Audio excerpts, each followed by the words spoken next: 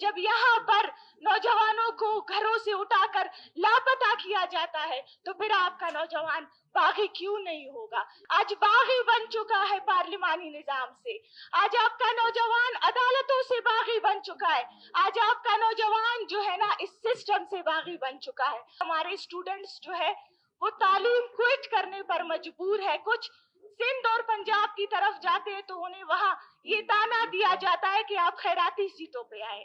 بلوچستان کے ایک بھی پتھر کا فیصلہ ہوتا ہے تو وہ اس اسمبلی میں ہونا چاہیے، اسلام آباد کے محلوں میں نہیں ہونا چاہیے، کیونکہ یہ سرزمین ہمیں بہت پیاری ہے، اس کے لیے ہمارے اکابرین نے قربانیاں دی ہے۔ جناب speaker, we say very proudly that agriculture is the backbone of the economy. We very proudly say کہ بلوچستان ایک فرٹائل لینڈ ہے، لیکن ہم بلوچستان کی ایگریکلچر کے ساتھ کیا کر رہے ہیں جناب اسپیکر؟ نااہلی اور نالائکی کی انتہا ہے کہ اس سال بھی ایک بہت بڑی رقم جو ہے وہ لیپس ہوئی ہے، 98 ارب روپے۔ پھر ہم کہتے ہیں کہ بلوچستان کے مسئلے حل کیوں نہیں ہوتے ہیں، پھر ہم کہتے ہیں کہ بلوچستان کی عوام جو ہے وہ پسماندہ کیوں ہے۔ شکریہ جناب اسپیکر۔ ویسے تو سمد گورگیچ صاحب سے پہلے میرا نمبر تھا، لیکن آپ کسٹوڈین آف دی ہاؤس ہے، جب آپ جینڈر ڈسکریمنیشن کریں گے تو باقیوں سے ہم کیا حقوق کی امید کریں گے؟ جناب اسپیکر، 2024 کے بدترین اور داندلی زدہ انتخابات کے بعد بلوچستان کے عوام میں ایک غصہ، غم اور ایک خلفشار کا ماحول پایا گیا۔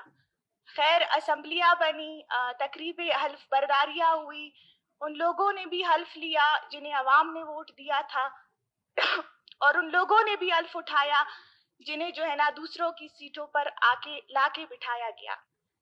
جناب اسپیکر، 4 مہینے کے اندر بجٹ پیش کیا جاتا ہے، ہونا تو یہ چاہیے تھا کہ اس دکھ بھرے ماحول کے بعد، اس مایوسی کے عالم کے بعد ایک ایسا عوام دوست بجٹ پیش کیا جاتا جس میں بلوچستان کے غریب کے مسئلوں کو ایڈریس کیا جاتا، جس میں بلوچستان کے کسان کے مسئلوں کو ایڈریس کیا جاتا، جس میں بلوچستان کے آری کے مسئلوں کو ایڈریس کیا جاتا، جس میں بلوچستان کے اسٹوڈنٹس کے مسئلوں کو جو ہے وہ ایڈریس کیا جاتا۔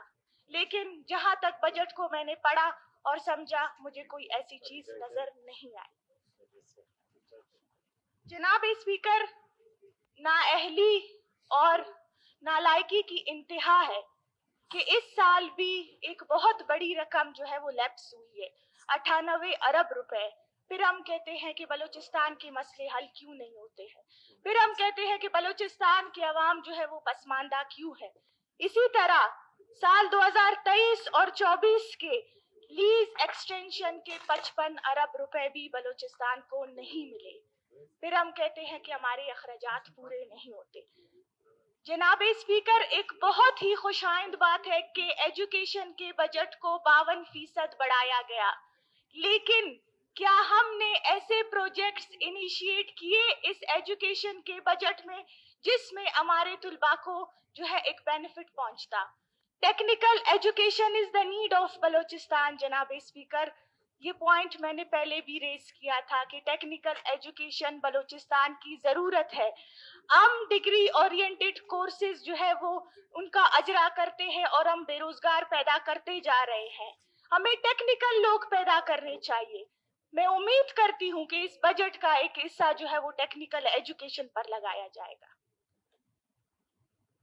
اسی طرح ہم ہائر ایجوکیشن کو پریفر کر رہے ہیں، لیکن ضرورت ہماری پرائمری ایجوکیشن ہے۔ جناب اسپیکر، کتنے اسکولز ہیں، کتنے ہزار اسکول ہیں جو بند پڑے ہیں، اور ہم پرائمری ایجوکیشن کے لیے سرداروں نوابوں کی بیٹھکوں کو پریفر کرتے ہیں جو بند پڑے رہتے ہیں۔ وہاں اسکول بنائے جائے جہاں ضرورت ہے جناب اسپیکر، اور سنگل ٹیچر کا جو رواج ہے وہ ختم کیا جائے۔ ایک ٹیچر 5 سے 6 مضامین کیسے پڑھا سکتا ہے؟ اسی طرح یونیورسٹیز بھی وہاں بنانی چاہیے جہاں ضرورت ہے۔ نصیر آباد ڈویژن کو یونیورسٹی کی سخت ضرورت ہے، لہٰذا یونیورسٹی باقی علاقوں اور باقی ڈسٹرکٹس کے بجائے نصیر آباد میں ہی بنائی جائے۔ इसी तरह हम यूनिवर्सिटीज के ग्रांट से हटकर हमें मामलात को देखने की जरूरत है, वरना बलूचिस्तान यूनिवर्सिटी के तो जो टीचर्स हैं वो वापस रोड पर आ जाएंगे। एक ऐसी सॉलिड पॉलिसी बनाई जाए, इस साल के शुरू में एक कमेटी बनाई जाए ताकि मामलात को अच्छी तरह देखा जाए। हम बहुत फख्र से कहते हैं, we say very proudly that agriculture is the backbone of the economy. We very proudly say कि बलूचिस्तान एक फर्टाइल लैंड है, लेकिन हम बलूचिस्तान की एग्रीकल्चर के साथ क्या कर रहे हैं जनाब स्पीकर? हम क्या जमींदारों को वो बेनिफिट्स दे रहे हैं जो जिनके वो हकदार हैं? बिजली 6 घंटे के बजाय दोबारा 3 घंटे की गई। इसी तरह क्या हमने ऐसे प्रोजेक्ट्स इनिशिएट किए जिसकी बलूचिस्तान को जरूरत है?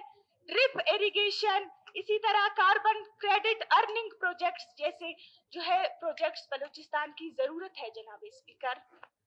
इसी तरह मैं जो है यही मुतालबा करती हूँ कि किसानों को सब्सिडी दी जाए, जमींदारों को बिजली फराहम की जाए, और एक बहुत ही अहम मसले की तरफ आपकी तवज्जो मरकूज है जनाब स्पीकर के बलूचिस्तान का वाहिद एग्रीकल्चर कॉलेज जिसका the upgradation of agriculture college into agriculture university जिसका प्रोजेक्ट 2013 में डॉक्टर अब्दुल मालिक बलोच के दौर में जो है वो मंजूर हुआ।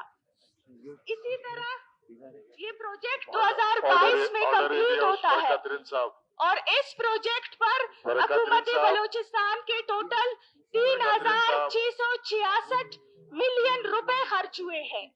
लेकिन इसी दौरान यूनिवर्सिटी एक्ट भी पास होता है, लेकिन जनाब स्पीकर अफसोस के साथ कहना पड़ता है कि सेक्रेटरी साहब क्यों मजबूर है। मैं मिनिस्टर से भी ये जवाब चाहती हूँ कि अभी तक यूनिवर्सिटी का नोटिफिकेशन नहीं हुआ है, लेकिन बिल्डिंग भी तैयार है।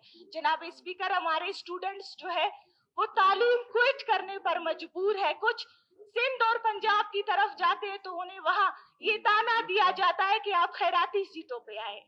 आप इस मसले को देखें और मिनिस्टर से जवाब तलब करें, सेक्रेटरी से जवाब तलब करें। जनाब स्पीकर, हम वुमेन एम्पावरमेंट की बात करते हैं, हम जेंडर सेंसिटाइजेशन की बात करते हैं, लेकिन अफसोस के साथ कहना पड़ता है कि इस बजट में खवातीन के लिए कोई ऐसी मुअस्सर पॉलिसी नहीं रखी गई है। आप जाए देखें, कोलू में देखें, आप जाए बारखान में देखें, आप जाए नसीराबाद में देखें कि आज हमारी खवातीन किस किस्म पुरसी की हालत में जिंदगी जी रही है। हमारी खवातीन के साथ टैलेंट है, लेकिन एक चीज नहीं है तो प्लेटफॉर्म नहीं है। मेरी गुजारिश है कि वुमेन एम्पावरमेंट की अगर हम बात करते हैं तो हमें उसे अमली तौर पर साबित करना होगा। इसी तरह जनाब स्पीकर, हम बलूचिस्तान वाले इस सरजमीन के साइल व वसाइल के मालिक हैं। हम आपसे दरख्वास्त करते हैं कि पिछली हुकूमत में रिकॉर्डिंग का जो सौदा हुआ था, मुआहदा, मैं उसे नहीं कहूंगी, उसे आवाम के सामने लाया जाए। इसी तरह मेरी ये भी गुजारिश है आपसे कि इस हुकूमत में अगर बलूचिस्तान के एक भी पत्थर का फैसला होता है तो वो इस असेंबली में होना चाहिए, इस्लामाबाद के महलों में नहीं होना चाहिए, क्योंकि ये सरजमीन हमें बहुत प्यारी है। इसके लिए हमारे अकाबरीन ने कुर्बानियां दी है जनाब स्पीकर। जनाब स्पीकर, आज बलूचिस्तान का नौजवान मायूसी का शिकार है। तालीम याफ्ता, शऊर याफ्ता नौजवान जो है वो मायूसी का शिकार है। आज बागी बन चुका है पार्लिमानी निजाम से। आज आपका नौजवान अदालतों से बागी बन चुका है। आज आपका नौजवान जो है ना इस सिस्टम से बागी बन चुका है, और बागी होगा भी क्यों नहीं जब यहाँ पर इलेक्शन के बजाय ऑक्शन होते हैं, जब यहाँ पर नौजवानों को घरों से उठाकर लापता किया जाता है, तो फिर आपका नौजवान बागी क्यों नहीं होगा। जनाब स्पीकर, यहाँ के निजाम को बदलने की जरूरत है, उस तबकाती निजाम को बदलने की जरूरत है जिससे नौजवान जो है वो किनारा कशी इख्तियार करने पर मजबूर है। बहुत शुक्रिया।